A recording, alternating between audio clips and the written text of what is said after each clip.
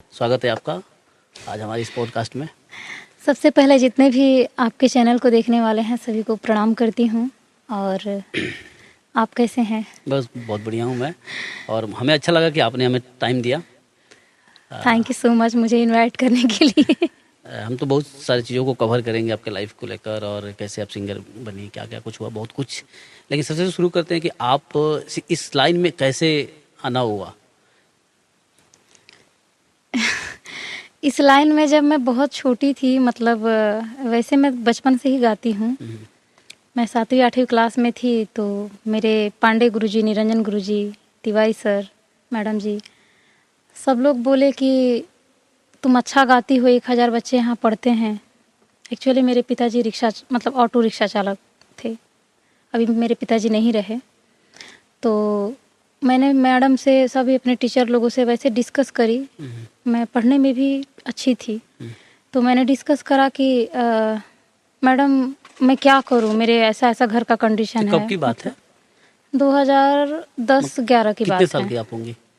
मैं ये मुझे याद नहीं, लेकिन मैं 7वीं 8वीं में थी, 7वीं में थी। मतलब 12-13 साल। हाँ जो भी होंगी मुझे आई डोंट नो, बट मैं 7वीं क्लास में थी, इतना याद है। 2010 का मतलब चल रहा था। तो मैम ने बोला कि तुम्हारा जो कंडीशन है, चूँकि किसी भी फील्ड में जाने के लिए डॉक्टर, इंजीनियर, उसमें अच्छा खासा रकम लगता है, जो तुम्हारे घर पे ऐसा प्रॉब्लम है। तो तुम गाना चाहती हो तो गाना भी गा सकती हो, उसमें भी अच्छा नाम कमा सकती हो, और अच्छा मतलब नेम फेम मनी तीनों है। हमारे निरंजन सर जी का ये कोटेशन था। तो बस धीरे धीरे प्रयास कर रहे हैं। जब आप एंट्री की थी इस लाइन में, सिंगर बनने आप मुंबई आई थी, तो उस टाइम पर बहुत ज़्यादा दिक्कत भी हो रहा होगा, काम मिलना, सिंगिंग? शुरू में तो सबके साथ होता है दिक्कत। जब मैं यहाँ पे आई थी, मतलब 2014 में मैं पहली बार गाना गाई थी, 2012 मतलब 13-14 में। उसके बाद मैं 3-4 साल 5 साल लगभग ब्रेक कर दिया था, बिकॉज मुझे हिंदी इंडस्ट्री में जाना था। तो जब मेरे पिताजी ऑफ हो गए तो मेरा घर का कंडीशन बहुत मतलब दयनीय हो गया। तो फिर मैंने सोचा कि मुझे कुछ भी करके अपना घर का जो प्रॉब्लम है उसे सॉल्व करना है। फिर मैं इधर उधर सबके पास फ़ोन करने लगी, मतलब जो भी मेरे पास जो 2-4 नंबर थे, या फिर फेसबुक के माध्यम, मुंबई आने के बाद जो भी 2-4 कॉन्टेक्ट्स थे, जिसमें एक बहुत ही great music director Damodar sir हैं। तो मैंने पहली बार, मुझे मतलब बैक होने के बाद 20 जनवरी 2019 को पहली बार दामोदर सर मुझे वेव एंड फ्रेम में एक सैड सॉन्ग गवाए थे साई रिकॉर्ड्स चैनल के लिए, जो बहुत अच्छा मतलब रिस्पॉन्स रहा उस वक्त। पहली बार मतलब पहली बार गाई थी। मतलब मुंबई में पहला गाना आपको वहीं पे मिला था? हाँ, उसके पहले भी मैं गाई थी, लेकिन हिंदी वंदी उन लोगों में तो उसको मैं अब मायने नहीं रखती हूँ, क्योंकि एक बीच में जो मेरा मतलब छूट गया था 3-4-5 साल, तो उसे फिर मैं सोचती हूँ कि अब मैं जब स्टार्टिंग करी तो उसको मैं फिर से मतलब न्यू अपने आप को बॉर्न होते हुए पाया। अच्छा, मतलब वहाँ से एक तरह से फिर हाँ, अपने आप को स्टार्टिंग मानती हैं? बिल्कुल। तो कैसा एक्सपीरियंस रहा उनके साथ काम करके? बहुत अच्छा रहा। सर तो ऐसे सैड सॉन्ग गवाते हैं, लेकिन हमेशा जब भी मिलते हैं ऐसे लगता है कि मतलब मुंह बंद ही नहीं रहता, एनी टाइम हंसाते ही रहते हैं। सैड गाने रहते हैं, लेकिन मतलब इतना कॉमेडी इतना अच्छा लगता है, क्या बताएं आपको। तो सैड गाने मतलब वो तो एक कैरेक्टर है ना। वो तो है ही, लेकिन बहुत बहुत अच्छे हैं, और सब ओवरऑल बहुत अच्छा रहा। उसके बाद मेरे रॉकी भैया, रॉकी राजा, जो भोजपुरी इंडस्ट्री के बहुत ही अच्छे सिंगर हैं, उन्होंने मुझे बहुत सपोर्ट किया, और हर स्टूडियो में ले जाना और ये बोलना, देख भैया एक मेरी बहन है, इसे एक गाना गवाइए। फिर मैं वही गाने लगती थी। एक गाना है मुझे बहुत पसंद भी है, शारदा सिन्हा जी गाई हैं, कल्पना जी भी गाई हैं, बाबा दिहले टीकावा से हुरे हम उत्ते जबू। तो ये नहीं गवाया था, मतलब गवाया नहीं था, वो ये गाना मुझे पसंद है तो मैं हर जगह गाती रहती थी। अच्छा। आवाज़ टेस्टिंग के लिए। उसके बाद फिर धीरे धीरे करते करते मतलब मिलने लगा। फिर फर्स्ट टाइम मुझे फिल्म में खेसारी जी की फिल्म में भाग, खेसारी भाग में ओम झा सर गवाए। उसके बाद ये गाना भी बहुत अच्छा मतलब रिस्पॉन्स रहा, और धीरे धीरे सब होता गया। सोनू पांडे जी मुझे एल्बम में गवाए खेसारी जी के साथ। फिर ऐसे ही बैक टू बैक धीरे धीरे चलता रहा तो सिलसिला। खेसारी जी के साथ में आपने गाना गाया था, हम्म। भाग खेसारी भाग का, फिल्म हाँ था, हाँ, तो डिबेट था उनके साथ में, डुएट था, डिबेट था। हाँ। तो कैसा एक्सपीरियंस था उनके साथ करना? बहुत अच्छा लगा। खेसारी जी बहुत अच्छे इंसान हैं और मतलब क्या बोलेंगे, वो बहुत, मैं अभी भी नई ही हूँ, लेकिन उस वक्त और भी नई थी तो थोड़ा सा एक होता है ना कि मैं होपलेस थी कि मैं कैसे उनके साथ कैसे करूँगी, गा पाऊँगी कि नहीं। लेकिन एक दो बार मैं गाई उनके माइक पे, तो मैं थोड़ी सी सहमी हुई थी। फिर उन्होंने बोला बेटा कोई बात नहीं, गा बिंदास गाओ। तो फिर मैंने अब बोला जो है अंदर से देखा जोश आया, जाएगा। एनर्जी। हाँ फिर मैं गाना चालू फिर कर आप दी। पूरा खत्म करके रुकी। हाँ। फिर उसके बाद जब खत्म हो गया गाना, जब आप शूट कर रही होंगे गाना स्टूडियो में, तो उसके बाद कुछ उनका प्रोत्साहन मिला होगा आपको? बिल्कुल, उन्होंने कहा बहुत अच्छा गाया बेटा, और चलो गॉड ब्लेस यू, और आशीर्वाद वैसे देके, और उनको भी कहीं जाना था तो जल्दी जल्दी निकल गए थे। अच्छा संबंध उसके बाद से खेसारी के साथ बन गया? हाँ, उसके बाद हम लोगों ने कई मतलब एक दो स्टेज भी शेयर किए हुए हैं, और उसके बाद 3 4 5 गाने में खेसारी जी के साथ गाई हूँ। फिल्मों में कि ऐसे एल्बम? एल्बम में भी और फिल्म में भी, एल्बम फिल्म मिला के। तो कहते हैं कि खेसारी लाल यादव कुछ जगह मैंने सुना था कि नए लोगों को जगह कम देते हैं, ऐसा? नहीं, ऐसा कुछ नहीं है। जो टैलेंटेड है उनको वो खुद भी रिस्पॉन्स करते हैं, खुद भी सामने से प्रोत्साहित बुलाते करते हैं? हैं। बिल्कुल, ऐसा कुछ भी नहीं है। जो बड़े लोग हैं, जैसे वे जो भी बड़े पोस्ट पे हैं, वो हृदय से बहुत अच्छे हैं, एक्चुअली बहुत अच्छे हैं, तभी जाके वो बड़े हैं। तो बात सही है, लेकिन जो मीडिया वगैरह में आते रहता है कि नहीं खेसारी ने इतना गलत किया, वैसे बोल दिया, लाइव आकर। इस संसार में अगर 100 लोग अच्छे हैं ना, तो उसमें से 4 लोग पाँव खींचने वाले भी रहते हैं। और खेसारी जी जैसे बड़े स्टार, और मतलब तो उसमें 4 लोग तो रहेंगे ही पाँव खींचने वाले, तो ऐसा ही कुछ है। और जानते ही हैं कि पूरे अगर पेपर एक पेज ले लिया जाए और उस पेज पे एक डॉट, मतलब एक पेन से डॉट कर दिया जाए, तो पूरा पेज का वाइट नहीं दिखता है इंसान को, डॉट दिखता है। तो वही बात है खेसारी जी के साथ, बाकी कोई बात नहीं है। बहुत ही अच्छे इंसान है। ऑफ कोर्स इतने बड़े स्टार बने तो मेहनत के दम पे ही पहुंचे होंगे, और कहीं ना कहीं अच्छाई तो होगी। बिल्कुल बिल्कुल, बिना अच्छाई के तो कोई उतना पहुंच नहीं सकता। बिल्कुल।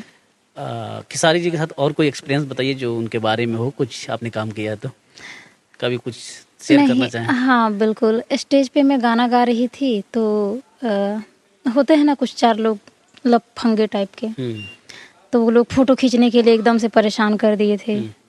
तो मुझे ये बहुत अच्छा लगा उनका बिहेवियर कि एज ए गर्ल उनके, मेरे जैसी सैकड़ों हजारों लड़कियां आती रहती होंगी उनके साथ गाने होने, A to Z एक्टिंग, जो भी ओवरऑल जो भी मतलब रहता है उनके साथ में। लेकिन उन्होंने मुझे प्रोटेक्ट किया। उन्होंने बोला नहीं तुम इधर बैठो अच्छे से, और मेरा ड्रेस किसी ने ऐसे पाँव रख दिया था, तो उन्होंने खुद अपने हाथों से ऐसे करके हटाया। ये मुझे बहुत अच्छा लगा कि इतने बड़े सेलिब्रिटी होने के बावजूद भी एक छोटी सी लड़की को उन्होंने इतना मतलब केयर करे, बहुत बिल्कुल सम्मान दी। ये बहुत बड़ी बात है मेरे लिए। उनके साथ स्टेज शेयर करना भी आपके लिए बहुत बड़ी बात होगी फर्स्ट टाइम? बिल्कुल, बहुत अच्छा लगा था, और मेरे लाइफ का उतना बड़ा स्टेज फर्स्ट टाइम था। रोना आया था? नहीं, रोना नहीं आया था, लेकिन बहुत अच्छा लगा था। इंजॉयमेंट, मतलब ऐसे लग रहा था कि मैं भी बहुत बड़ी स्टार हूँ, ऐसे मतलब उस वक्त फीलिंग हो रही थी। और क्या लग रहा हो कि मतलब भगवान मिल गए? हाँ बिल्कुल, नहीं भगवान, हाँ वो तो है ही, लेकिन मतलब इतनी पब्लिक, इतना बड़ा स्टेज, इतने बड़े साउंड, इतने बड़े म्यूजिशियन, सारी चीज़ें मतलब देख के एक इमेजिन जैसा, सपने जैसा लग रहा था, जैसे लग रहा था कि मैं सपने में हूँ। बहुत अच्छा लग रहा था। जैसा कि उस समय तो खेसारी जी थे आपके सपोर्ट में, आप डांटे, आपके जो बदतमीजी कर रहे थे उनके साथ, लेकिन कभी कभी क्या होता है कि जब आप स्टेज प्रोग्राम कर रही होंगी तो सामने से कुछ अभद्र टिप्पणी भी आती होंगे, और कई तरह के बात आते होंगे, अभद्र टिप्पणी, कुछ लोग फेंक भी देते होंगे, ऐसा भी होता होगा कभी? ऐसा उस तरह होता है तो क्या, कैसे मैनेज होता है? अपने यूपी बिहार के कुछ पब्लिक को तो आप जानते ही हैं कि जो मतलब ठेला वाले, भाजी वाले, यही लोग, मतलब ऐसा नहीं है, भोजपुरी सुनने वाले अच्छे लोग भी हैं, क्लासिक भोजपुरी भी है अपने इंडस्ट्री में, और उसको भी लोग, वेल एजुकेटेड लोग भी सुनते हैं। लेकिन जो मतलब कुछ है इस टाइप के लोग जो इस तरह के गाने भी सुनते हैं, तो स्टेज पे इसी तरह की फरमाइश करते हैं कि वो गाना सुनाइए, देवरा फलाना फलाना, वो गाना सुनाइए। तो हम लोग मैनेज करते हैं उसको, अब प्रयास करते हैं। अब जैसे मैं एक गाना स्टेज पे गई थी, बड़ोदरा गुजरात की बात है, तो वहाँ पे मैं गा रही थी, तो किसी ने बोला कि वो गाना गाइए, अभी सुने होंगे आप लेटेस्ट देवरा फलाना फलाना। तो ऐसे मैं देवरा और उसके बाद आगे नारे नारे नारे नारे ना ना ऐसे मैंने गुनगुना के कर दिया उसका। वो भी खुश हो गया। मतलब उन लोगों को इस टाइप के लोग होते हैं, दारू वारू पी के आते हैं, इन लोगों को बस इंजॉयमेंट से मतलब रहता है, शब्द कुछ भी गाओ चलेगा। तो ऐसा ही मैनेज कर लेते हैं। उनको भी भाई पैसे लगा के आते हैं देखने के लिए, उनको भी खुश करके रखना है। कभी ऐसा हुआ है कि खींच के मन करे मारे? अरे बिल्कुल, क्या बताएं, लेकिन अब मन में की बात मन में ही रह जाती है। कभी किसी को मारे नहीं है। हाँ, उसको कैसे मतलब उनको उनकी बातों को भी पॉजिटिव वे में हम लोगों को जबरदस्ती रखना पड़ता है कि नहीं भैया बहुत आप अच्छे हैं। तो कभी ऐसा भी हुआ होगा कि मन की थप्पड़ मारने के लिए पूछ लिया, माइक चला के मार दूं? हाँ, वैसा मतलब दूर है कोई और अभद्र टिप्पणी कर रहा है, कुछ बोल रहा है, चला के मारूं पूरा? ठीक है, गुस्सा तो आता है लेकिन मैनेज करना पड़ता है। कैसे कंट्रोल होता है उस गुस्सा? अब वहाँ पे भरी समाज में ऐसे कुछ ज्यादा बोल भी नहीं सकते हैं। लोगों को लगेगा बहुत घमंड हो गया है, बहुत ये हो गया है, लेकिन उसी को या तो इग्नोर कर देते हैं हम लोग, उसको ध्यान ही नहीं देते वो क्या बोल रहा है, इग्नोर ही कर देते हैं। और नहीं तो ध्यान देते हैं अगर, तो फिर उसको ऐसी बातें करते हैं ताकि वो चुप हो जाए। ये बढ़िया बात है, उसको घुमा कर ऐसा घुमा दिया जाए कि थोड़ा शांति से माहौल निकल जाए, अपना काम करके भी निकल जाए। बहुत अच्छी बात है। खेसारी लाल यादव प्रोग्राम पे जाते हैं। कुछ दिन पहले काजल राघवानी भी उनके साथ में जाती थी। फिल्में तो बहुत किया उन्होंने, उनका एक अच्छा दोनों का अंडरस्टैंडिंग था, साथ में फिल्म करते थे। अचानक झगड़ा चल रहा है, बहुत जल रहा है, और वो जब साथ में प्रोग्राम करते हैं अचानक कुछ अलग हो जाते हैं, तो क्या कुछ उन दोनों में मतलब खिचड़ी पकड़ी होती है? आपको कुछ आइडिया होगा इसके बारे में, बताइए। हाँ, कहते हैं ना कि अंगूर नहीं मिलता है तो अंगूर खट्टा लगने लगता है। तो ये काजल राघवानी के मतलब ऐसा उनको लगता है कि अंगूर खट्टे हैं? हाँ, अब खेसारी जी पहले काम करते थे उनके साथ में, चाहे दोनों में जो भी रहा होगा, आई डोंट नो, लेकिन मुझे जहाँ तक आइडिया है कि अब क्या है कि सिर्फ आप, नो डाउट आपको भी आप भी करिए साथ में काम, लेकिन नए लोगों को भी तो चांस मिलना चाहिए, नए लोग भी इस मार्केट में आए। और मैंने एक दो इंटरव्यू में सुना था खेसारी जी का कि उन्होंने बोला कि अपने आप को थोड़ा सा मेंटेन रखो, फिट रहो, थोड़ा सा आप हीरोइन हो तो हाँ, तो शायद ये मैटर रहा होगा कि अपने आप को उन्होंने ध्यान नहीं दिया। उसके बाद से फिर दिस दैट बतिया। अब होता है ना, इंसान जब काम नहीं करता है तो अब अलगाव हो जाता है, तो अपने आप को कुछ चर्चा में रहने के लिए कुछ चर्चा का विषय तो होना चाहिए ना। मैटर मतलब यही है शायद था। कंफर्म कैसे मुझे भी नहीं पता। सही बात है। अच्छा, अभी एक मैं हाल ही में एक इंटरव्यू देख रहा था मैं रानी चटर्जी का। उन्होंने कहा है खेसारी लाल यादव को जिम का शौक ज्यादा है। वो शौकीन आदमी है, वो जिम वाले शौकीन आदमी है, उन्होंने कहा था। खेसारी लाल जी शौकीन आदमी है। तो मतलब आप बताइए, आप सब काम किए हैं उनके साथ? वो जिम वाले वीडियो को देख के आप बोल रहे हैं ना? मैं नहीं बोल रहा हूँ, वो रानी चटर्जी जी बोली थी, तो मुझे जिम वाला वीडियो ध्यान में आया। अच्छा, मैं नहीं हूँ। देखिए, उसको भी पॉजिटिव अगर लिया जाए तो जस्ट एंटरटेनमेंट है। अगर वो ऐसा शायद नहीं करते तो आज इतनी दुनिया जिम के प्रति मतलब ये नहीं होती, मतलब उनको लगाव नहीं होता। और लोग अगर वैसा वो जैसे कुछ चीजें एक्स्ट्रा करनी पड़ती है तब जाके पब्लिक आकर्षित होती है, तो लेकिन उनको मुझे लगता है कि वैसे नहीं करना चाहिए था, वीडियो नहीं बनानी चाहिए थी, लेकिन वो ऐसा वीडियो बना के डाल दिए फिर। क्योंकि उस पर उन्होंने एक और बोलती हैं वो आगे कि खेसारी लाल यादव शौकीन आदमी, जिम के शौकीन आदमी है। ये बहुत बड़ी बात है, शौकीन आदमी बोलना बहुत बड़ी बात है। देखिए, कोई भी इंसान हो, आप 4 दिन एक कुत्ते को पाल लेंगे तो उससे प्रेम हो जाता है, अगर दूर जाता है तो। अगर कोई इंसान काम कर रहा है कंटिन्यू किसी के भी साथ, तो ये अलग बात है, उससे लगाव होना ये अलग बात है। तो लगाव हो जाने के बाद वो अलग बात है। कोई इंसान जबरदस्ती कुछ बात नहीं करता है, मैं जहाँ तक समझती हूँ। तो ऐसा कुछ नहीं है, चाहे खेसारी जी हों, चाहे जिनके साथ उनके साथ जो लड़की थी आकांक्षा दुबे, आकांक्षा पूरी, हाँ करेक्ट, आकांक्षा पूरी जी, और चाहे अदरवाइज कोई भी हो, तो ऐसा कुछ नहीं है। उनका कुछ प्रोजेक्ट आने वाला होगा, हाँ, उसके लिए वो कर रहे अपना होंगे, कर रहे होंगे अपना काम धाम। अब आगे। पब्लिक को तो कुछ न कुछ उछालने के लिए एक मौका चाहिए या बस। हाँ। लेकिन उन्होंने रानी चटर्जी ने बात बोली, इसलिए मैं पूछा, ऐसा तो मेरा कुछ था नहीं उसमें। खेसारी लाल यादव कैसे सिंगर हैं या फिर एक्टर अच्छे हैं? कुल मिला जुला के ओवरऑल बहुत सब में अच्छे हैं। ऑलराउंडर हैं पूरा। ऑलराउंडर हैं। उनका कॉमेडी बच्चे इतना पसंद करते हैं कि क्या बताएं। गाना की बात करें तो गाना भी बहुत अच्छा गाते हैं। उनके कुछ गाने हैं जो उनके ही मुख से अच्छे लगेंगे, जैसे दिल ना लगई है फिर उजनी आई है, और कुछ मतलब है singer actor to Z allrounder हैं, कंप्लीट ऑलराउंडर। आपने पवन सिंह के साथ भी काम किया है। पवन सिंह भोजपुरी के सबसे बड़े सिंगर कहे जाते हैं जी, जैसा पब्लिक मोहम्मद रफ़ी कहे जाते हैं हमारे भोजपुरी इंडस्ट्री के। उनके साथ काम किया आपने, गाना गाया, फिल्मों में भी खत गाया है। ओढ़नी के कुछ गाना था जो काफी फेमस था। तो कैसे उनके साथ कुछ बताइए कि किस तरह के अनुभव रहा है कैसे काम करने का? एक्चुअली इस गाने के पीछे एक स्टोरी है। बताइए। मैं गई थी, मतलब ऐसे मुझे फ़ोन आया राकेश शर्मा जी के स्टूडियो से। तो उन्होंने बोला कि प्रियंका इमीडिएटली आ जाओ, एक गाना शूट रिकॉर्डिंग करना है। मैं गई वहाँ पे, तो मुझे एज ए ट्रायल गवाया गया था, मतलब शूट के लिए। अच्छा, वहाँ पे थे पवन सिंह? नहीं, पवन सिंह जी नहीं थे जी। आदरणीय हमारे रजनीश मिश्रा सर मुझे गवाए थे वो गाना। तो एज ए ट्रायल गवाया गया था कि मतलब शूटिंग के लिए। फिर बाद में वो गाना अनुपमा यादव से गवाना था। तो पटना में गए थे रजनीश मिश्रा सर और ये पवन सिंह जी, तो गवा रहे थे अनुपमा जी से। तो रजनीश सर बोले कि पवन बाबू ये गाना काल रिकॉर्ड कर जका। अच्छा। तो पवन सिंह बहुत गुणी कलाकार हैं, वो समझ गए कि ये गाना इनके आवाज़ में फिट नहीं बैठ रहा है, और फिल्म का गाना है, बड़े लेवल पे है, तो इसे मजाक नहीं किया जा सकता।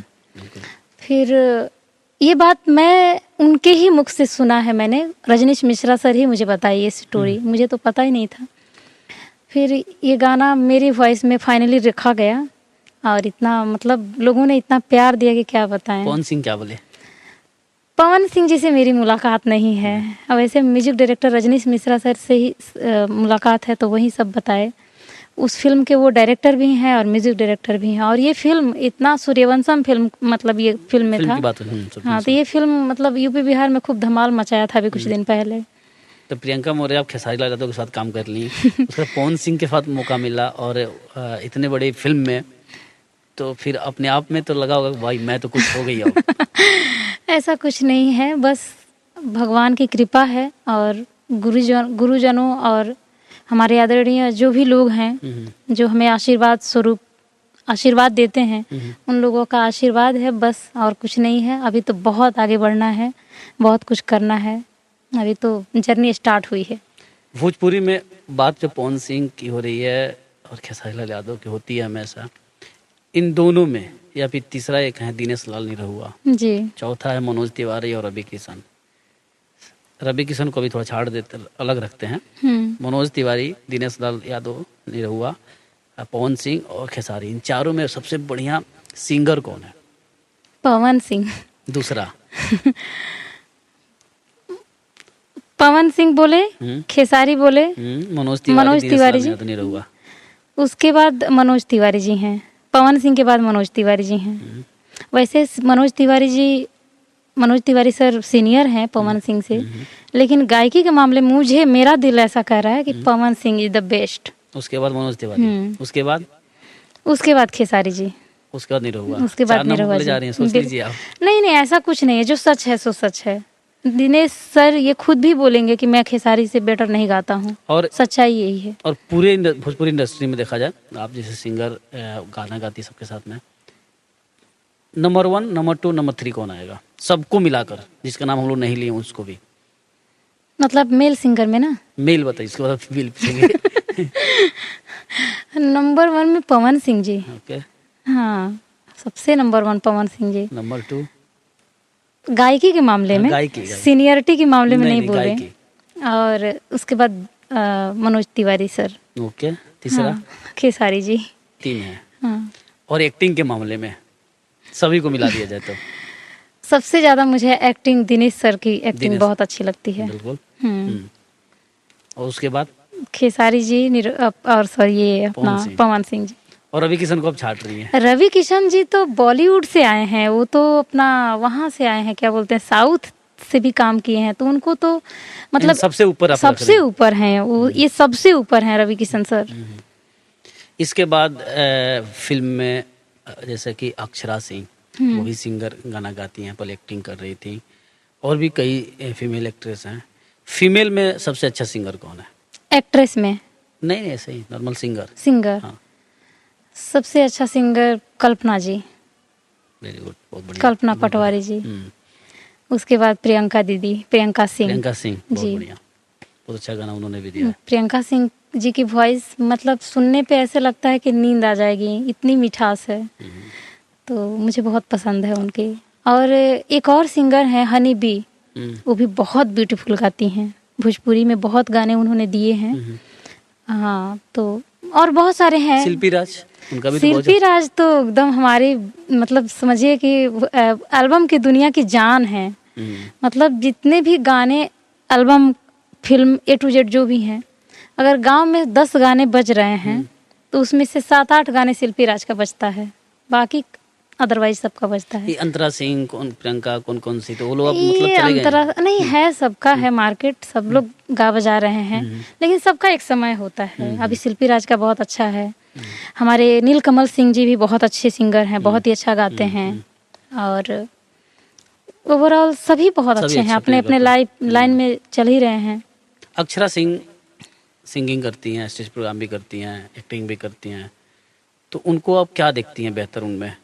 वो सिंगर अच्छा है या फिर एक्टर अच्छा है? एक्टर अच्छी हैं। तो सिंगर वो क्यों बन गई? उनको नहीं बनना शौक चाहिए है। था। वो एक्चुअली शुरू में सिंगर ही बनने आई थी, मैंने जहाँ तक सुना है। तो फिर रवि किशन सर बोले कि शायद उनको, ऐसा मैंने सुना है, मैं उनको पर्सनली जानती नहीं हूँ। तो रवि किशन सर बोले कि सिंगर से बेटर तो ये एक्टर है, इसको एक्टिंग करना चाहिए। तो शायद रवि किशन जी के साथ पहली बार उन्होंने फिल्म करी थी। उनका भी काफी कंट्रोवर्सी चला था पवन सिंह से। तो उसके बाद वो सिंगर बन गई। बिल्कुल। तो कहा जाता है कि नहीं, वो वहाँ से दिल टूटा इसलिए यहाँ पे अपना दिल लगाने के लिए सिंगर बनी। होता है, लोग कलाकार है, अब कहीं ना कहीं तो टर्न लेना ही पड़ता है। हाँ। कुछ लोग अध्यात्म में चले जाते हैं, जैसे प्रियंका पंडित, अभी गौर की कुछ पंडित करके नाम अभी अपना रख ली हैं। वो पूरा अध्यात्म चली गई। अध्यात्म अपने वो क्या बोलते हैं, कान्हा जी के भक्त बन गई हैं। तो पूरा सब कुछ इंडस्ट्री छोड़ दी। पूरा इंडस्ट्री छोड़ दी हैं। सब कुछ भी नहीं, मतलब जो भी फोटोज वगैरह उन्होंने इंस्टाग्राम पे अपने डाले थे पहले के, सब डिलीट कर दिए हैं। अभी सिर्फ कान्हा जी के भक्त हैं। शादी किया कि नहीं उन्होंने? नहीं, शायद शादी नहीं करी है, आई डोंट नो, मुझे नहीं मालूम, लेकिन शादी वादी नहीं करी है जहाँ तक मुझे लगता है। तो कहीं ना कहीं टर्न लेना ही पड़ता है, ले ही लेता है इंसान, लेना पड़ता नहीं। ये जो एक पावर है, प्यार मोहब्बत चीजें भी एक पावर है, और वो अगर इधर नहीं मुड़ा तो फिर किधर और मुड़ ही जाता है। चाहे वो भक्ति के तरफ जाए, चाहे वो सिंगिंग की तरफ जाए, एनर्जी कहीं ना कहीं डाइवर्ट हो जाता है। बिल्कुल। अच्छा, स्टेज प्रोग्राम आप लोग करती हैं, कुछ लोग होते हैं पैसे फेंकते हैं। हाँ। तो वो पैसे फेंकते हैं, तो पैसे फेंकते हैं तो खुशी होता है फिर या गुस्सा आता है?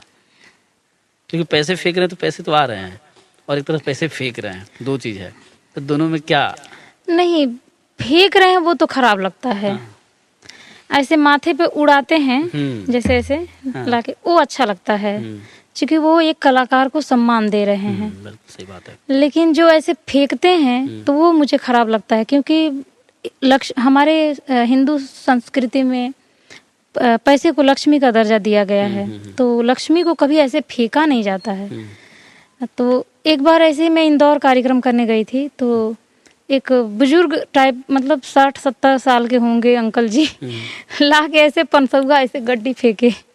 मैं बोली, गाना बजाना मैंने रोक दिया, मैं बोली अंकल जी पहले तो आप लक्ष्मी का कद्र कीजिए। लक्ष्मी बहुत बढ़िया, ये क्या बोलते हैं, इसके लिए पूरी दुनिया भाग रही है। सही बात है। और आप ऐसे फेंक रहे हैं, ये तो गाना बजाना होता ही रहेगा, आपके मतलब मन अनुसार भी होगा गाना जो आप चाहते हैं, लेकिन जो हम चाहते हैं उसका भी थोड़ा सा ध्यान रखिए। पैसे फेंकिए नहीं, या तो हाथ में दे दीजिए या हमारे ऑर्गेनाइजर या फिर जो भी लोग हैं उनको दे दीजिए, तो फिर उसके बाद मतलब अच्छा हो गया। प्रोग्राम का पैसे मिल जाते हैं टाइम पे?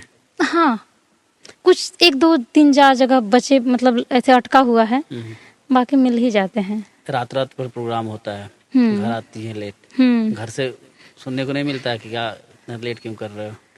नहीं, मेरी मम्मी, मेरे घर परिवार के सब लोग जानते हैं कि कैसे भी मुंबई में अगर प्रोग्राम है 10 साढ़े 10 बजे बंद होगा। घर पे आते मुंबई की आते बहुत खूबसूरती 10 बजे के बाद बंद हाँ, जाता है, और उसके बाद से 10 साढ़े 10 बजे बंद होता है। यहाँ पे। हाँ, फिर उसके बाद घर आते आते 11:30 12 एक भी बज जाता है। अगर मतलब दूर रहा तो 2 भी बज जाता है। लेकिन आउट ऑफ रहा तो फिर हम कांटेक्ट में रहते हैं अपने फैमिली से, बोलते हैं ऐसा लेट हुआ ये। अगल बगल वाले? अरे तो अगल बगल वाले लोग तो बोलने वाले बोलते ही रहते हैं। बोलने वाले तो बोलते रहते हैं कि जिनके मन में जो चीज़ें चलती रहती है, अगर उल्टा सोचेंगे तो उल्टा समझ में आता ही है, अगर अच्छा सोचेंगे तो अच्छा आता है। तो कुछ लोग हैं जो उनको लगता है कि लड़की है, रात को कार्यक्रम करने गई है, यहाँ है वहाँ है, आलतू फालतू, तो कोई बात नहीं। क्यों ऐसा क्यों बोलते हैं वो लोग? उनको क्या लगता है? नॉलेज नहीं है, अच्छाई भी है बुराई भी है। तो कुछ कचड़े टाइप के भी माइंड लेके लोग इस संसार में भ्रमित मतलब चल रहे हैं, जी रहे हैं। तो उनके जो निकलेगी ऊर्जा वो तो विकृत ही ऊर्जा निकलेगी। तो ऐसे ही कुछ लोग हैं जो आलतू फालतू कमेंट करते हैं, बट मैं उसे बिल्कुल भी ध्यान नहीं देती हूँ। ऐसा भी होता होगा कि आप प्रोग्राम कर रही हैं, लड़की निकल के आ रही है, लड़की आई हैं मतलब बिहार वहाँ से अपने गांव से, तो वहाँ से निकल के आई हैं यहाँ पे, तो लोगों को, रिश्तेदार वालों को जलन भी होता होगा? अरे रिश्तेदार तो जल के खाक हो जाते हैं। कुछ रिश्तेदार, सब नहीं, मेरे बहुत सारे रिश्तेदार बहुत सपोर्ट करते हैं, लेकिन कुछ लोग हैं जो जल के खाक हो जाते हैं। क्या बोलते हैं? बट कोई बात नहीं, कुछ नहीं। कभी फोन करके बोले होंगे कुछ फोन करके नहीं बोलते हैं, लेकिन इंस्टाग्राम पे या फिर फेसबुक पे कमेंट आता है उनका, मतलब कमेंट मतलब जलन वाला कमेंट। खुद में वही बात है, अंगूर नहीं मिले तो खट्टे हैं। हाँ, अंगूर नहीं मिले तो खट्टे हैं, तो यही, बाकी और कोई। और वही लोग जो जलते हैं, वही लोग चुपके से अपनी तारीफ पाने के लिए, मतलब अपने रिश्तेदारों से तारीफ पाने के लिए बोलते हैं कि प्रियंका दीदी मेरी दीदी लगेंगी, मेरी बुआ लगेंगी, अलग से, ये सिंगर हैं, ये ऐसा, इनका ऐसा है। तो कोई बात नहीं, कम से कम बिना पैसे का मेरा प्रचार तो कर रहे हैं, चाहे वो अच्छे से करे चाहे बुरे से करे, मेरा प्रचार तो कर रहे हैं ना। जब आप सिंगिंग लाइन में आ रही थी, आप अपनी बहन को भी लाई थी? हाँ हाँ हाँ, वो भी बहुत अच्छा गाती थी। हाँ, उनका आप शादी ब्याह करके उनको क्यों भगा दिया? नहीं, भी रखना था ना? रखना चाहिए था, लेकिन बात ये है कि अच्छे मतलब रिश्तेदार लोग अच्छे मिल गए। मेरे बहनोई जिला पार्षद हैं, जिला पार्षद सदस्य हैं, और अच्छे परिवार मिल गए इत्तेफाक से। तो मैंने सोचा कि शादी कर ही देना चाहिए, क्योंकि सब चीजें जो है ना कभी संजोग से मिल जाता है। अब मिलना बहुत आजकल के ज़माने में टफ है, और मैं अकेली लड़की कहाँ ढूंढने जाऊंगी, क्या करूंगी। तो इसके लिए मैंने बोला भैया शादी। बड़ी बहन है ना? हम लोग 4 बहन हैं, तो मैं सेकंड हूँ, मेरी दीदी है, उसके बाद मैं हूँ, फिर मेरी 2 बहनें हैं। तो आपने मतलब जिम्मेदारी सोचा? नहीं, अच्छा सोचा, बहुत अच्छा सोचा। पता नहीं कब क्या हो, जब मिला हो, बहुत बढ़िया बात है। इसके बाद जब आप दोनों बहन सिंगिंग लाइन में होंगे, शादी नहीं हुआ होगा उनकी, तो फिर कई तरह से लोग ताना मारते होंगे, कोई 1 2 ताना बताइए थोड़ा।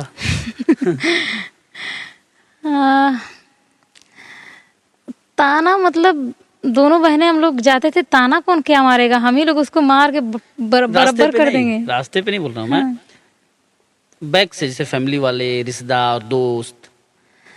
हाँ, दोनों कुछ मतलब लोग, ऐसा हो गई, हाँ हाँ हाँ हाँ, ये सही, ऐसा ये बोलते थे लोग कि एगो तो गावत रहल हाँ, तो दूसरो गावे लागल, अब एकर लड़का कहाँ से खोजाई बियाह करे खातिर, एगो तो बिगड़ल से दूसरो बिगड़ गई।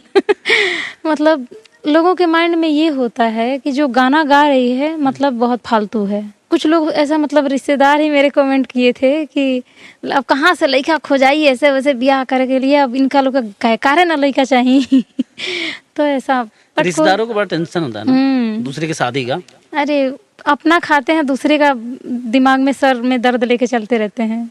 तो उनका जवाब उनको कैसे जवाब कोई बात नहीं, भगवान जवाब दे देते हैं। ईश्वर ने दिए, इतना अच्छा जवाब दे दिया कि सही जिसका बात है। जवाब नहीं है। आप कब शादी कर रही हैं?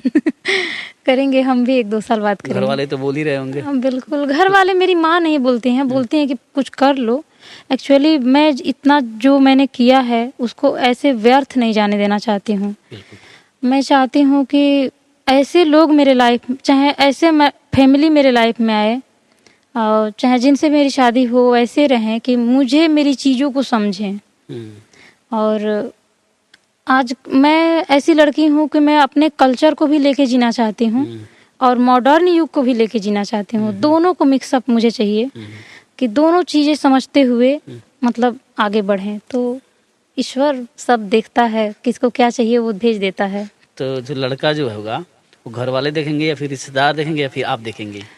अब मैं तो नहीं, लेकिन हाँ घर वाले ही देखेंगे।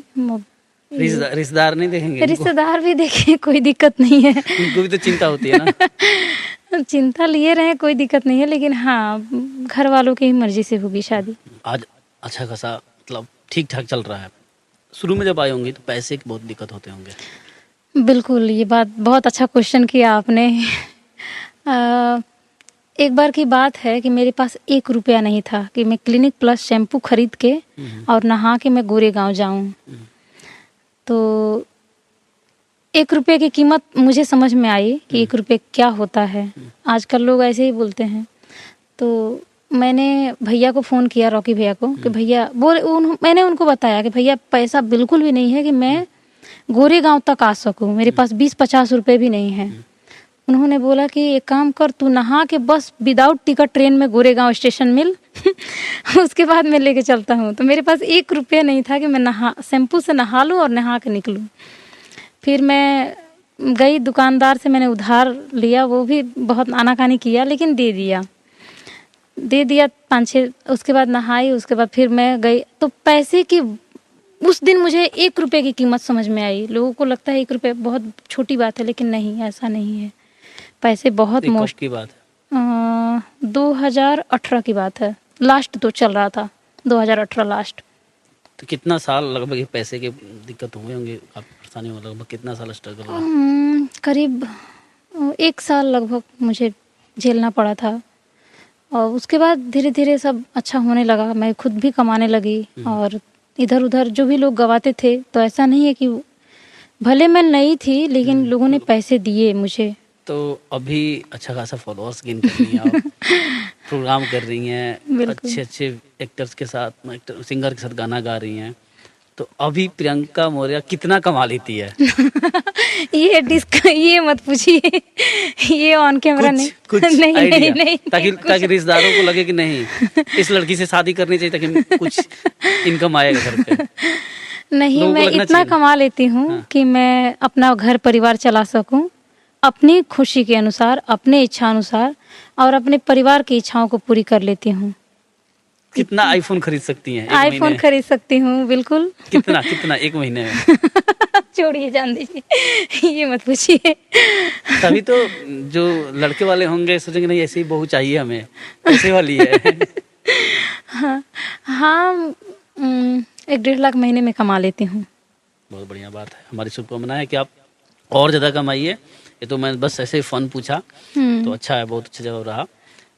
और ज़्यादा कमाइए ताकि और ज़्यादा जलने वाले जलें और शुभकामना देने वाले और ज़्यादा आपके साथ खुश होकर शुभकामनाएं दें। आपने बहुत सारे गीतकार, संगीतकार, सिंगर्स के साथ काम किया है, मुंबई में काम किया है। जिसके साथ आपने काम किया है, चाहे वो म्यूजिक डायरेक्टर हो, चाहे वो सिंगर हो, चाहे वो एक्टर हो, इन सब में कब किसके साथ आपको लगा कि बिंदास कंफर्टेबल हूँ मैं काम करने में, कोई झिझक नहीं, चाहे रात के भी रह जाऊँ, चाहे दिन में भी रह जाऊँ, सुबह में भी कोई झिझक नहीं? कोई एक ऐसा व्यक्ति, 1 या 2 या 3 या 4 नाम बताइए, बेझिझक एकदम पूरी कंफर्टेबल के साथ काम किया आपने। पूरी ईमानदारी के साथ मैं बता रही हूँ कि दामोदर सर और ओम झा सर, और अभी नहीं रहे म्यूजिक डायरेक्टर, वो मिश्रा करके जो थे, धनंजय मिश्रा जी। धनंजय मिश्रा मुझे पहली बार बुलाए थे गाने के लिए, तो वेव एंड फ्रेम में। उन्होंने बोला कि बेटा एक काम करो, 8 बज रहा है, तुम 9 बजे तक स्टूडियो आ जाओ, लेकिन अपने किसी गार्जियन को लेके आना। ये बात मुझे बहुत अच्छा लगा उनका। ऐसा मोस्टली लोग बोलते नहीं हैं, लेकिन उन्होंने ये स्पेशली इसलिए बोला कि रात हो गई थी और लड़की अकेली है तो आना उचित नहीं है। और जो भी लोग हैं सब लोग के साथ मेरा कंफर्टेबल है, मुझे कोई विशेष दिक्कत नहीं है। रजनीश मिश्रा भी बहुत अच्छे हैं, वो भी सर बहुत गुड हैं। और छोटे बाबा हैं, उनके साथ भी मैं कंफर्टेबल, सबके साथ मेरा लगभग कंफर्टेबल ही है, कोई विशेष तकलीफ नहीं है। कभी किसी साथ तकलीफ? किसी के साथ क्या बोलूं? है तो बताओ बिंदास, कोई बात नहीं। एक्चुअली मैं जब 2015 में, मैं 20 मार्च 2015 को मैं मुंबई आई गांव से। एक राकेश निराला करके लिरिक्स राइटर और म्यूजिक डायरेक्टर हैं, तो उन्होंने मुझे बहुत बड़े बड़े, एक्चुअली उस वक्त मैं छोटी थी, 12वीं पढ़ के आई थी मैं। तो होता है ना लोगों के माइंड में, अगर कोई बात करता है, ये है, मेरा शौक था हिंदी गाने गाने का। तो उन्होंने बोला कि ऐसा है, मेरा लता जी के साथ गाना मैं गाया हूँ वगैरह वगैरह, जितने भी बॉलीवुड के सिंगर्स हैं। उन्होंने मुझे कुणाल गजावाला के साथ गाना गवाए, टोची रैना के साथ गाना गवाए। सिर्फ गवाते थे और डिलीट मार देते थे। अच्छा। हाँ, मतलब फिर रिलीज नहीं। पैसा देते थे? अरे पैसा छोड़िए, जान दीजिए, नहीं बोलना चाहिए। लेकिन ये बात पता नहीं, वो बात सुनेंगे तो उनको खराब भी लगेगा। नहीं, जब करते थे तो सुनना चाहिए ऐसा। फिर उनके मतलब वजह से मेरा बहुत ज़्यादा मेरा टाइम वेस्ट हो गया, 4-5 साल। तो फिर मेरा उनसे बहुत लफड़ा हुआ, मतलब यहाँ तक कि बात बहुत बड़ी बात हो गई थी। वो ऐसे ऐसे शब्द हमारे फैमिली को और हमारे मुझको लेके ज़्यादा करके टारगेट करे थे कि बोल रहे थे तुम इतना पढ़ी लिखी हो, तुम्हारा सब सर्टिफिकेट कैंसिल करा देंगे, तुम्हारी बहनों की शादी नहीं करने देंगे। ये वो कुछ चीज़ें थी जो वो चाह रहे थे मुझसे, और मैंने साफ इनकार कर दिया कि नहीं, आपको जो उखाड़ना है उखाड़ लो, मुझे कोई फ़र्क नहीं पड़ता है। तो फिर उसके बाद यहाँ तक कि मैं जाके कंप्लेन भी करी, पुलिस कंप्लेन, आज भी वो कॉपी है मेरे पास। फिर उसके बाद मतलब झगड़ा लफड़ा तो ख़त्म ही हो गया। उसके बाद फिर मैं 2019 में, वही जो बताई थी मैं, 20 जनवरी 2019, तो फिर मैं अपना काम धीरे धीरे करते करते, ईश्वर का आशीर्वाद है कि आज मैं अपना बहुत अच्छे से करती हूँ, और आप लोगों का प्यार आशीर्वाद है। आपके इस पूरे जर्नी में आपका सबसे ज़्यादा सपोर्ट किसका रहा है? मेरे रॉकी भैया का। रॉकी भैया मुझे हर स्टूडियो में ले जाना, हर इंसान से मिलाना, रात को 12 बजे तक सब लोगों से ये करना, मतलब बहुत मुझे सपोर्ट किया उन्होंने। आज वो उनकी देन है कि मुझे इस इंडस्ट्री में मुझे बहुत इज्जत से, रेस्पेक्ट से लोग बात करते हैं, और ये बात बोलते हैं कि रॉकी की तुम बहन हो तो मेरी भी बहन हो। तो ये रेस्पेक्ट पाना मेरे लिए बहुत गर्व की बात है खुद में भी। स्टेज प्रोग्राम उनके थ्रू ही आपको मिला था? नहीं, स्टेज प्रोग्राम की बात नहीं कर रही हूँ मैं, स्टूडियो की बात कर रही हूँ। स्टेज प्रोग्राम में जो है वो मैं धीरे धीरे गाती रहती थी, तो पापा भी कहीं कहीं 2-4 जगह ले जाते थे। अब क्या होता है, एक जगह इंसान जाता है तो लोग अगर अच्छा लगता है तो कांटेक्ट ले लेते हैं, तो फिर धीरे धीरे ऐसे होने लगा। तो स्टेज प्रोग्राम जब आप मिलने लगा, करने लगी, तो अच्छा खासा मतलब सब कुछ चलने लगा। जब स्टेज पे आप हैं, कोई झिझक नहीं होता है? नहीं, बिल्कुल बिंदास, कोई दिक्कत नहीं। शुरू में होता था, जैसे हिम्मत तो अंदर में रहती थी, लेकिन क्या बोलते हैं, पाँव डगमगाने लगते थे, पैर कांप रहा है, अपने आप में अपनी बॉडी नहीं है। लेकिन आज कितना भी लाखों की भीड़ रहे, कोई फर्क नहीं पड़ता है। ऐसे लगता है कि पब्लिक रहे तो और एनर्जी आती है। आप भी प्रोग्राम कर रही हैं, कभी मेल सिंगर भी है, दारू पी के चल जाते हैं, मुंह पास में करते हैं, वो कितना सही लगता है? बहुत घटिया लगता है, मन करता है कि मारे 4 ताबड़ अभी। लेकिन कुछ नहीं बोल पाएंगे अभी, बस वहाँ काम करो, भागो जल्दी से, बस इतना ही रहता है मन में। नाम लेंगी? कौन है वो? नहीं, नाम नहीं, मन मत पूछिए, मोस्टली ऐसे होते ही हैं। रेयर ही कोई ऐसा, मतलब ज़्यादा करके हम लोगों का भजन मतलब जागरण चौकी वाला ही रहता है, तो उसमें कम लोग पीते हैं। लेकिन जो रंगारंग जो कार्यक्रम रहता है, रंगारंग वाले में मोस्टली पीते ही पीते हैं। सिंगर या फिर म्यूजिशियन भी? म्यूजिशियन कार्यक्रम खत्म होने के बाद पीते हैं। उसके बाद पार्टी करते हैं। और ये लोग अपना पहले कुछ लोग पीते हैं, जैसे कुछ लोग पी के चढ़ते हैं स्टेज पे। एक बहुत बड़े स्टार हैं, हाँ समझ गई होंगी आप। हाँ। उनका बहुत चर्चा होता है। हाँ कौन, नाम तो जानते ही होंगे आप, पवन सिंह, उनका बहुत चर्चा होता है। हाँ। तो उनके बारे में बताइए कि नहीं, लोग बोलते हैं कि पीकर ही वो कोई भी प्रोग्राम करेंगे पीकर कर, मैं तो नहीं जानता। तो जैसा लोग बोलते हैं, कमेंट पढ़ता हूँ मैं, तो उसको लेकर पूछ रहा हूँ कि जब भी प्रोग्राम करेंगे पीकर ही करेंगे और कुछ बोलेंगे पीकर ही बोलेंगे, तो क्या है? अभी इस पे मैं क्या बोलूं, लेकिन हाँ, मैं उनके साथ अभी स्टेज शेयर नहीं करी हूँ। वीडियो तो देखी होंगी। वीडियो तो देखती हूँ। तो क्या लगता है कि ऐसा उनको करना चाहिए? नहीं, पी के तो नहीं चढ़ना चाहिए, क्योंकि मंच जो है हमारा, मतलब वही हमारा जीवन है। और वहाँ पे जो हजारों संख्या में, लाखों संख्या में पब्लिक हमें देखती है, हमें सुनने आती है, तो अगर ऐसा करते हैं तो नहीं करना चाहिए, क्योंकि हमारे शब्दों को लोग सुनते हैं, सुनने के लिए, देखने के लिए आते हैं इतनी सारी संख्या में लोग। उसमें बहुत सारे लोग वेल एजुकेटेड भी रहते हैं, कुछ लोग गंवार भी रहते हैं। तो अगर आप वक्ता हैं तो आपके मुख से जो निकला हुआ बात है वो, मतलब मुझे नहीं लगता है कि पी के कुछ भी उल्टा सीधा बोल दो। अच्छी बातें ही बोलनी चाहिए। तो इसके लिए माइंड को कंट्रोल रखने के लिए बिना पिए आप चढ़िए। तो कभी कभी ऐसा भी देखने को मिलता है, वीडियो भी आता है उनके फाते या किसी दूसरी भी, जब भी वो फीमेल सिंगर जब गा रही होती हैं या फिर बहुत सारी वहाँ पर डांसर भी होती हैं, तो डांसर का तो वैल्यू नहीं रहता है वहाँ पे, दिखता है वो वैल्यू नहीं करते हैं लोग। फीमेल सिंगर जो होती है काफ़ी, मतलब वो क्लोज आने की कोशिश करते हैं स्टेज पे ही, पास में आके बात करना, पकड़ लेना ऐसे। तो ये कहाँ तक सही है? क्योंकि फीमेल जो सिंगर हैं उनकी भी फैमिली है, उनके भी घर वाले हैं, गलत मैसेज जाता है, भले कुछ भी ना हो, आप पब्लिक को ही दिखा रहे हो, मैसेज तो गलत ही जाता है बाहर। तो एक करना चाहिए उनको कि कैसे, मतलब इसको किसी भी सिंगर को पर्टिकुलर किसी का नाम नहीं लेना है, लेकिन किसी भी सिंगर को ऐसा नहीं करना चाहिए कि मतलब पब्लिक को ऐसा दिखाएं जबकि कोई मतलब ही नहीं है। अगर सपोज दैट मतलब भी है, मैं एक बात बोलना चाहूंगी, मतलब ही है तो ऑन कैमरा क्यों?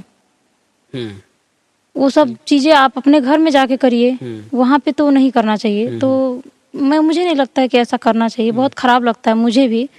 और इस तरह के कुछ चीजें हमें भी झेलनी पड़ती हैं। तो हम लोग बहुत, और इतने भी ये लोग बेवकूफ नहीं होते हैं कि कौन भाव दे रहा है कौन नहीं भाव देता है, वो लोग नहीं समझते, वो समझ जाते हैं।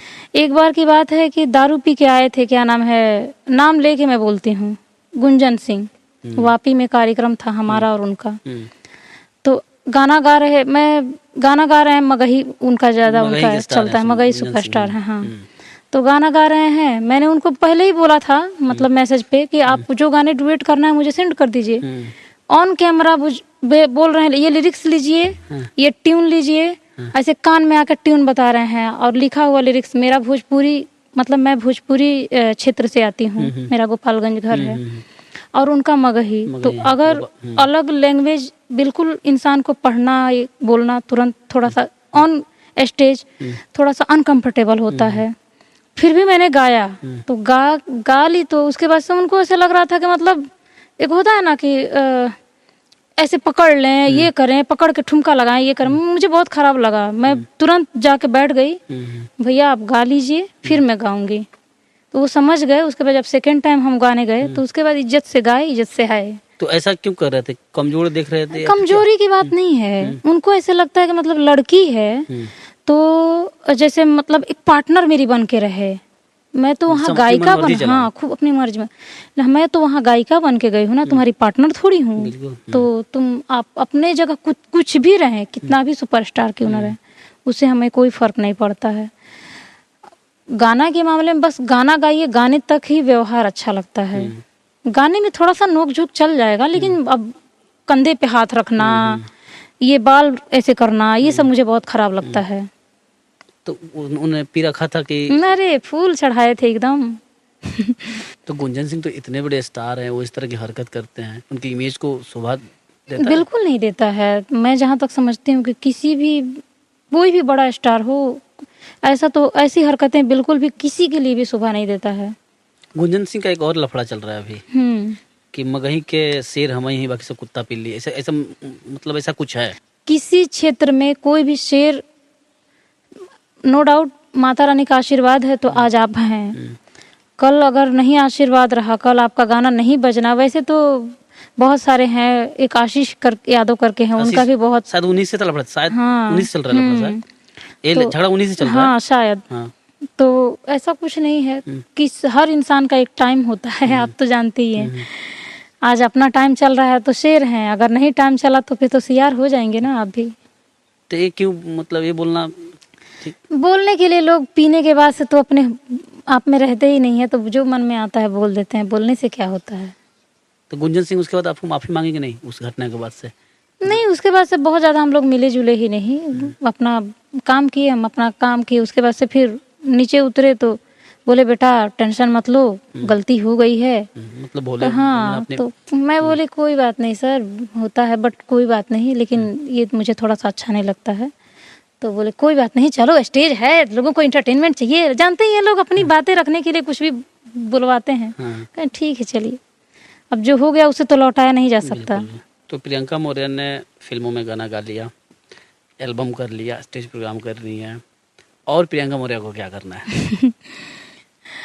और आगे बढ़ना है, लोगों को घर घर तक मुझे जाना है, घर घर तक, मतलब हर घर में मेरा गाना बजे, बस यही कामना है। प्रियंका मौर्य को ऐसा नहीं लगा कि मैं गाना गाते गाते सिंगर एक्टर बन जाऊं? नहीं नहीं, एक्टिंग नहीं करना है। क्यों? आपकी तमन्ना होती है कि एक बार चांस मिल जाए, एक्ट्रेस बन जाए? सबकी अपनी अपनी चॉइस है, बट मेरी चॉइस सिर्फ और सिर्फ गाना गाना कोई है। ऑफर करे तो? नहीं, ऑफर भी नहीं, कितने 2-3-4 ऑफर आए हैं ऐसे, लोग बोले भी हैं कि एक्टिंग भी कर सकती हो आप, बट मैं बोली नहीं, मुझे तो कौन एक्टिंग लोग होते हैं जो बोलते हैं एक्टिंग कर लो? तो मतलब लगता है कि सच में एक्टिंग कराना चाहते हैं या फिर ऐसे ही झाड़ पे चढ़ा रहे हैं? अब पता नहीं, लेकिन ऐसे मतलब बोले कुछ वीडियो डायरेक्टर लोग। लेकिन मैंने बोला नहीं भैया, हाथ जोड़ते हैं, हमको ये सब से कोई मतलब सिंगर नहीं। ही फिट हूँ। हाँ। किसके साथ गाना है इन फ्यूचर, जिसको लगता है मैं इनके साथ गाना गाना चाहती हूँ? अभी मैं लगभग सबके साथ गा चुकी हूँ, जितने भी भोजपुरी इंडस्ट्री में हैं, सिर्फ नीलकमल जी बाकी हैं, तो नीलकमल जी के साथ गाना है। फीमेल में प्रियंका दीदी के साथ गाना है, प्रियंका सिंह। वैसे प्रियंका सिंह के साथ गाई हूँ मैं फिल्म में, लेकिन पता नहीं रिलीज है कि नहीं, आई डोंट नो। बॉलीवुड फिल्मों में गाएंगी?